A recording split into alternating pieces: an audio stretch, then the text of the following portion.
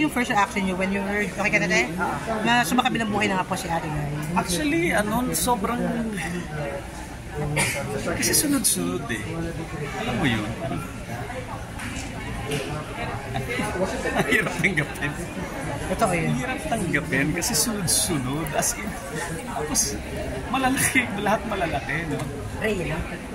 Mga Reyna, mga ano. Tapos kanina nga, papalapit ako sa Coffin niya. Oo, sa coffin. Kinakabahan kayo. Sobrang it's really unbelievable. So up to now talagang sobrang lahat. Tapos ngayon si Pope Francis na So di ba parang ano pang nangyayari? Totoo yun, mag-iisip kayo, no? Mag-iisip ka. Pero ano pong memorable niya kayo? Mga fondest memories, pero pa ba kayo? Nakatrabaho niyo po ba siya? Ganito nga yan eh. Mula pagkabata kasi syempre lumaki ako sa mga pelikula ni Ate Guy from Atsay, Mona, Himada, Natunto ang Walang Diyos, etc. Tapos family namin basta Sunday yan, Superstar lagi naka-open yan. So hindi mo maikakaila na yung generation na yan influenced me.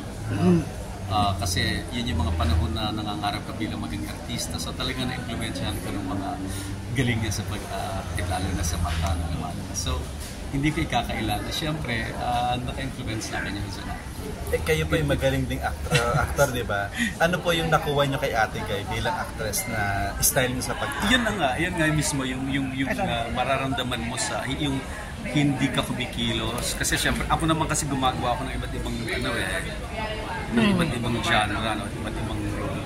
Alam mo yung kahit hindi ka kumikilos ang mukha mo, pero nararamdaman mo sa mata, ayun talagang malaking bagay yan na i-contribute niya sa aking style of acting, and then lahat ng mga siguro sumunod na generasyon.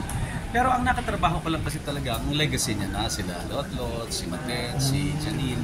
Kaya lang ang galing niyo pareho, hindi ka nagka-chance nagkaroon ng chance. No, itong last year, kami ni Ricky Limisimo, tsaka ang producer si Edith Fido, nag-conceptualize ng isang movie na para siyang sequel ng Himala. Sequel, na quote and quote, hindi talaga sequel kasi parang di ba binaril siya. Pero this time, meron palang buntis siya, nagkaanak siya, ako yung naging anak niya. So, hindi ko nikukwento kung ano. Parang nakwento niya sa amin yan before nabanggit niyo po sa amin. Nabanggit niya sa amin. Hindi pala natuloy yun, no, sayang. Inaano ko lang. Nakarating na kay Ate Guy, alam niya na, umuo na siya, okay na siya. Pero yun nga, so, diba? Sayang, no? Hindi na matutuloy. It's one of the biggest dream an actor could have. To work with her. Naranyan po ba kayo? Oo naman. Ano, ipatunayan niyo ako? Ano favorite movie niya? Himala. Wag na, hindi kasi kayo yung male version ng Walang Himala.